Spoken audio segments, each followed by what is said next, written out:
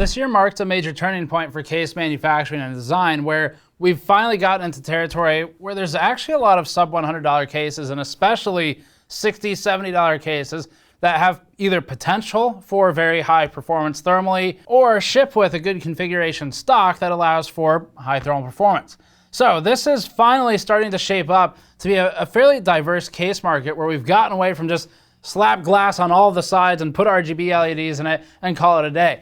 Now there's a lot of actually very good cases to look at, and this roundup will hopefully help you figure out what to buy by recapping our last year or so of case reviews. Before that, this video is brought to you by Linode. Linode is a Linux server provider that GN has used for years now for its own servers. Alongside dedicated hosting, Linode also makes it easy to cut out third-party VPN servers and to build your own VPN that you fully control, doable through a few guided clicks in its interface. Linode has hundreds of guides for even more advanced server builds, and with Linode, you can roll out your own services like Plex and Nextcloud for your own media and file sharing services. Gamers Nexus viewers get a $100 credit, good for 60 days on new Linode accounts. Visit linode.com/gamersnexus or click the link in the description below. So just like our best CPUs roundup we published, the goal of this type of content is to help people who maybe haven't seen every single case review we've done over the last year or two, and also help people who go on hiatus and come back every couple of years to build a new system and then take another break. This is a roundup of the best cases in different categories. So we have categories like best mechanical design, best thermals, best noise-normalized thermals, and some of these categories we'll explain a little bit in this content, but you can always check our testing methodology pieces that are publicly available for case reviews if you're curious about how we do testing or what different aspects of testing really mean from the standpoint of a consumer and why each test is in there. We won't be going as detailed with the numbers as we do with our individual case reviews, but we'll still show several of the charts from various stages in the charts throughout the year. If you want more detail on any particular case, we would of course encourage you to check out the full standalone review on our channel to learn more about the positives and the negatives of each one. All that out of the way, links are in the description below for all the cases, and we'll link several of the reviews as well.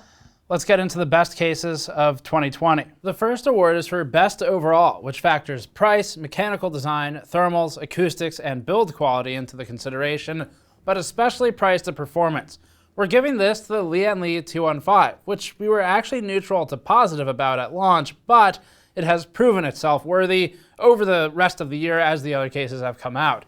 Lian Li positioned the Lancool 215 as its P400A killer. We may not entirely agree with that. The P400A Digital is still a great case at $90, but the P400A won this award last year. It got another mention in our mid-year case roundup for this year, and now this award will go to the 215.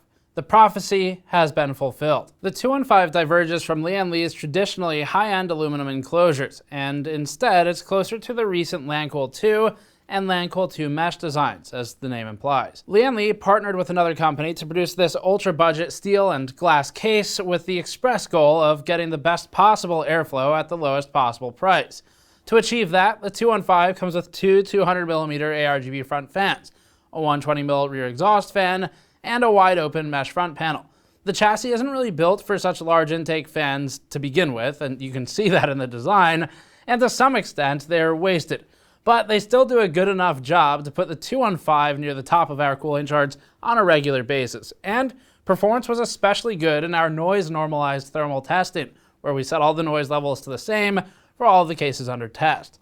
Big fans are quiet by nature, and they move a lot more air thanks to the larger hole. This one is a little bit more obstructed than most since it's technically built for a smaller fan, but it still works well. The downside is that big fans tend to be lower pressure. Since, however, Lian Li's front mesh isn't too restrictive, the pressure wasn't much of an issue like you might see in an acrylic case in the past, like the H500P acrylic front, for example. That pressure concern, though, remains a reason why you should avoid radiators behind those 200mm fans. As a $70 budget category case, we'd recommend the 215 primarily for less expensive builds that don't use a lot of liquid cooling.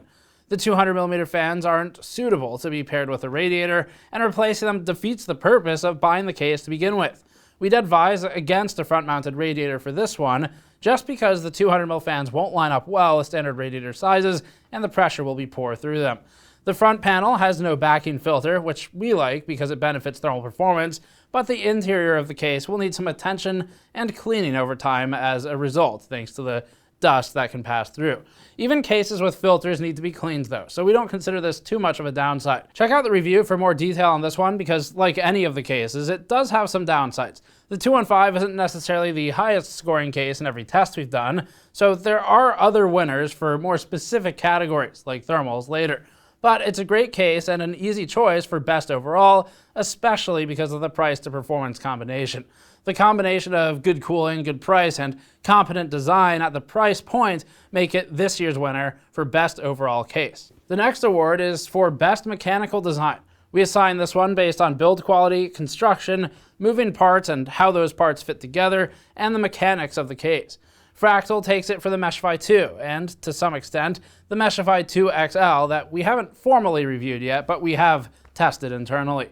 Fractal's continued policy of including a bare minimum of stock fans with its cases meant that the Meshify 2 didn't make waves in thermal testing out of the box. But average temperatures were definitely in the acceptable range. More impressive were the various positive design elements carried over from the Divine 7, as well as some of the new features unique to the Meshify 2, like a removable filter instead of the foam layer that was built into the first-gen Meshify cases. There are tons of fan, radiator, and drive mounting locations in the Meshify 2. The entire front of the case can be reconfigured to hold drives for a total of 11 possible 3.5-inch drive mounts with the purchase of some extra drive trays, and this alone is a unique point in 2020 where the focus on 3.5-inch drive support has diminished. Other points of interest are the return of the fully removable fan mount at the top of the case, the toolless fasteners to hold in all of the removable panels, a hinged front door, and molded plastic spacers on the top filter that support the top panel. We hope to see more second-gen Meshify cases from Fractal, specifically a smaller, less expensive case in the style of the original Meshify C. But for now, this one easily takes Best Mechanical Design for the year. We do, however, have some honorable mentions. We have a couple of runners-up in this category. First is the Lian O11 Mini, which we've been doing some initial testing on, and we might still publish a full review on before end of year. This, of course, pens schedules for silicon for the next few weeks. It's full of precisely manufactured components with tight tolerances. It's designed around the ability to position small form factor boards higher or lower in the case for extra clearance in different locations. The mechanical design is good, especially in a functional sense, but it's of limited usefulness to a lot of users beyond the initial arrangement. Our standardized case testing hardware is all ATX, and the O11's ATX compatibility feels a little bit forced. It requires a bolted-on motherboard tray extension, and removing the ability to adjust the board position, coupled with not allowing ATX power supplies at all, does make it sort of awkward to review with a standard ATX bench. It's a case caught between two categories. It's small form factor in a sense, but it's not small. It fits some ATX hardware, but not especially well. We don't dislike the Mini, but it would take a very specific build to make it preferable to a regular O11 Dynamic or some other smaller case if you want a true small form factor. The build quality is overall good, so if you have a specific build in mind, it's worth considering. We'll try to work towards the review if we can unbury ourselves from GPUs, consoles, and CPUs. Corsair's 4000D Airflow also deserves a small mention. It's a simple, clean-looking case that did moderately well in thermal testing, but it doesn't win in this category because its design is more aesthetic than it is mechanical.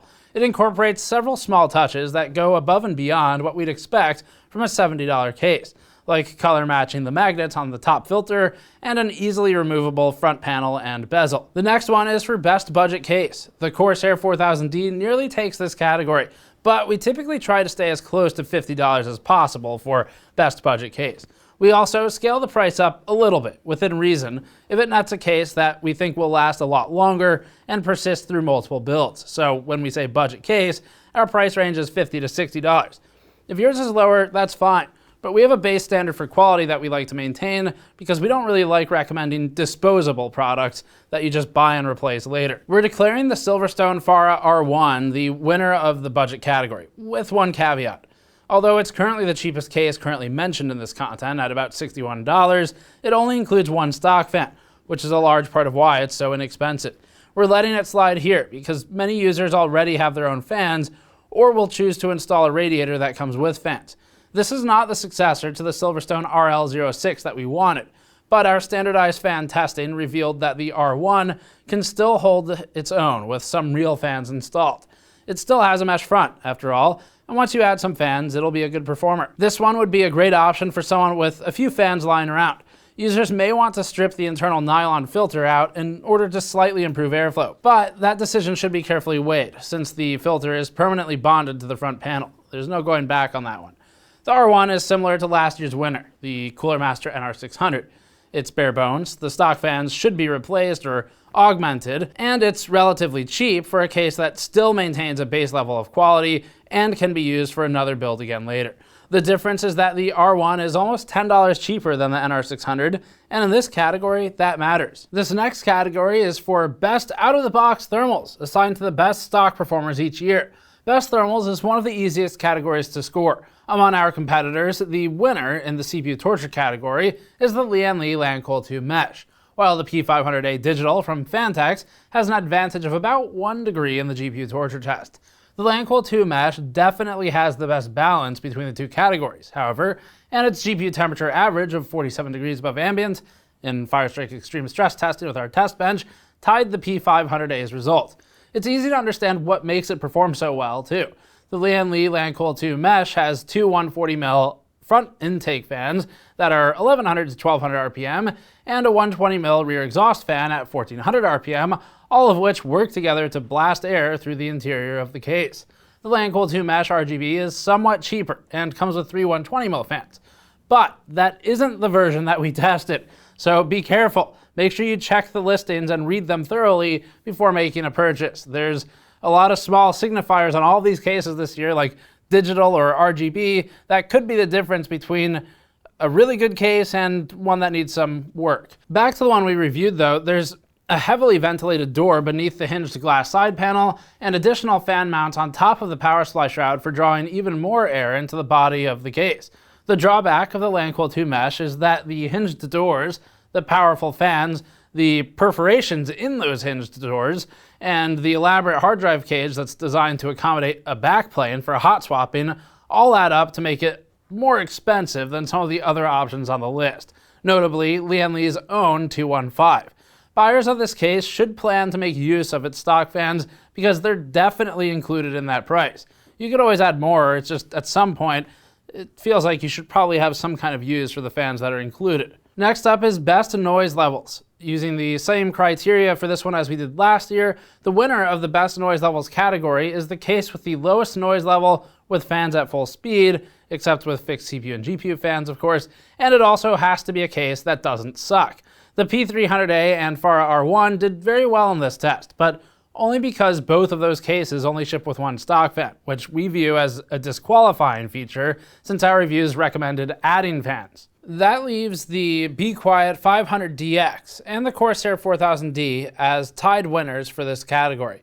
Normally, we'd pick the one with better thermals, but they're nearly tied in that regard as well, so they can share this one. We've already covered some of the positive aspects of the 4000D. It looks good and it's taken care for color matching, all the way down to the magnet color, and its cooling performance is overall fine. Corsair's 4000D was a strong return for the company after a series of anemic case launches in the recent past. The 500DX is Be Quiet's first foray into high airflow cases, and although the stock PureWinds 2 fans aren't especially powerful, the thermals are far better than any previous Be Quiet case that we've tested. Be Quiet's case construction is routinely high quality, and that holds true for the 500DX, despite the fact that it's part of the budget-oriented Pure category.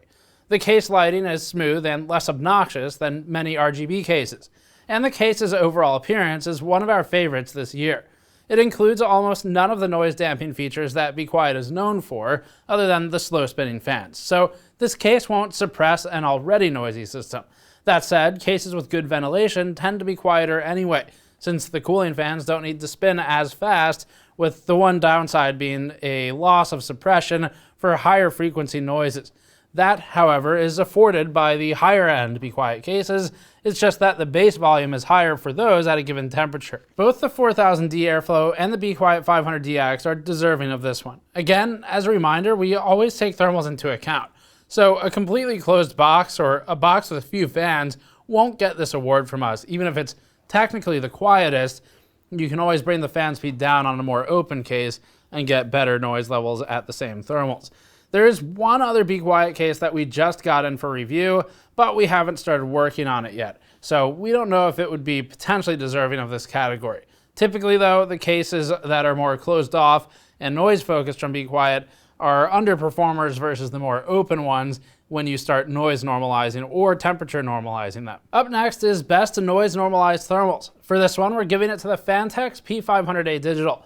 Noise normalized performance is different from our purely thermal category because now we're setting all cases to equate the same volume. Then we're testing to see who has the most efficient cooling at a given volume. This takes away the ability for the case to brute force the cooling performance and instead puts focus on design efficiency. Obviously, the 500DX and 4000D are both strong competitors here as winners of the previous category. But the overall winner for noise normalized testing is the Phanteks P500A Digital. Two of Lian Li's cases scored better in CPU temperature, especially the Lancool 215 with an exceptionally good average. But the P500A had the best balance of CPU and GPU temperatures without exceeding 36 dBA at 20 inches distance. The Phanteks Enthoo Pro 2 also came close, with the lowest GPU temperature we've seen thus far, at least in this test, thanks to its height, fans, and the amount of open space in the bottom of the case. The P500A's advantage, like the 215's, comes from having multiple large, relatively slow-moving intake fans pulling air through an unrestricted front panel.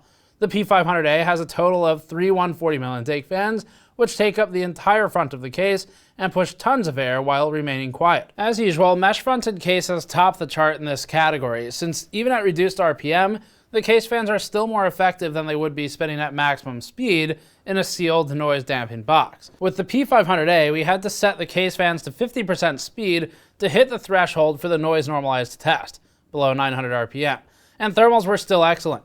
Check our review for more detail on build quality, but to summarize, the internals of the P500A are much closer to the Enthoo Evolve X than they are to the P400A or the P300A. We had little interest in the features that set the Evolve X apart originally, like dual system compatibility and sliding cable covers, and our opinion on that subject hasn't really changed. But the P500A Digital is available for significantly less money, and that makes it a good value. This one isn't really an award, and we're not committing to the cases being good. We always have a lot more going on, and there's never really a clean spot where we can do a best of roundup because we still have stuff getting reviewed. We're working currently on the NR200P, the Lian Li 011 Mini, the Fractal Meshify 2XL, and a couple other cases that won't get posted for a while in full. Out of all the many cases that we're working on behind the scenes, the one that we're most interested in right now is the Cooler Master NR200P. Small form factor cases are generally a pain.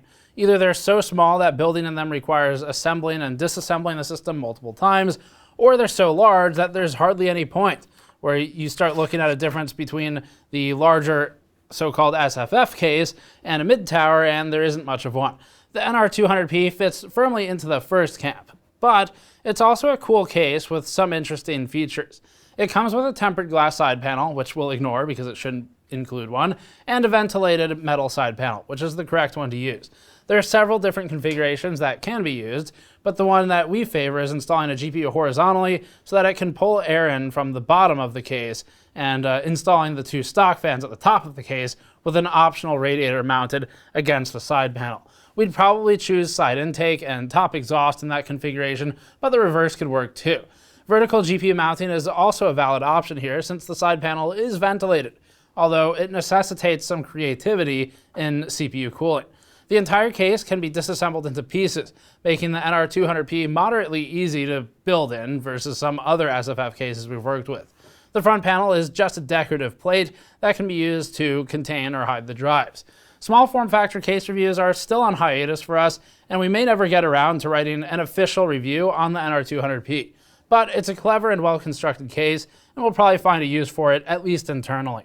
The final award is for the best worst case.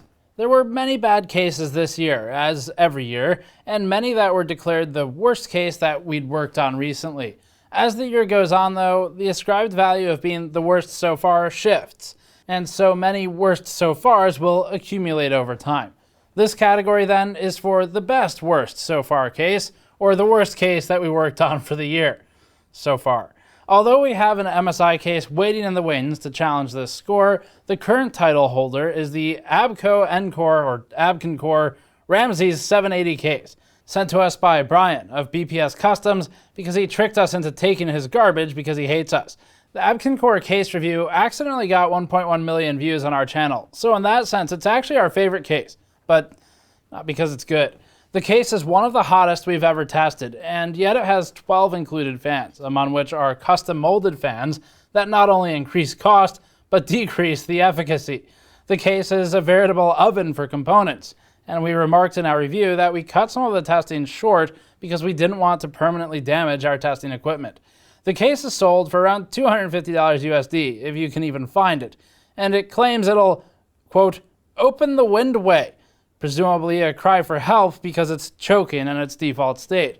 The metal to hole ratio on this case is suboptimal in the now renamed R780, but in the very least, the glass could at least be useful as a CPU lapping surface, and the metal could probably be melted down and mostly reused. So that'll be it for this one then. For best cases, it's interesting because unlike silicon products, cases really, as long as the company keeps making it and selling it, and as long as the price point remains competitive, it's ultimately a metal box with some electronics in it, although most of the electronics involved are fairly simple, like fans.